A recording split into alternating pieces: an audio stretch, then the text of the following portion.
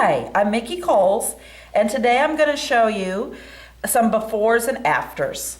So here I had this beautiful candelabra done in a gold that was probably sprayed years ago. It's plastic, and over top of it I've painted our colors of Sweden, Queen's Court, which is a beautiful blue. Here are our colors of Sweden, and here is the blue Queen's Court. So today what I'm going to show you I'd like to do with this is dry brushing. So I'm going to use Linnea to dry brush over top of Queen's Court. And Linnea is just a soft blue, gray, green. So there's Queen's Court, our blue, and here's Linnea, which I'm going to dry brush. When you dry brush, you want to make sure you have a dry brush. And I always use a chip brush for this. And the older the chip brush, the better, because if you look at the chip brush, do you see the little gnarly edges? That's what you want.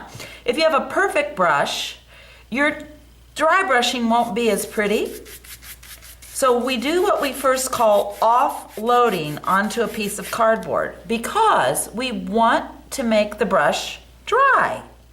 Hence the term dry brushing. And this is so much fun and so easy because all you're doing is you're swiping this dry brush across the top of your piece to add a little highlights. And right now it's very subtle highlights. And I always tell people start off light. I'm going to need a little more paint. So I get some more paint, I put it on my brush, but I still offload it. And then I'm gonna go crazy. And if you start off at the beginning, just being very light with your pressure, and if you feel like not enough is coming off your brush, then push a little harder when you're brushing, and more paint will come off. So up here I see I need to have a little bit more. So I'm going to get my brush wet, I'm going to offload it, and then I'm going to come and start lightly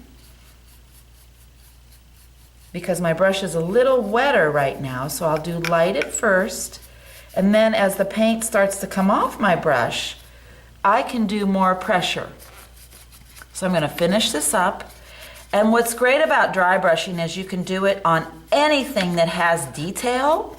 It's great for picture frames, great for any kind of raised carvings on your furniture. Great for something like this.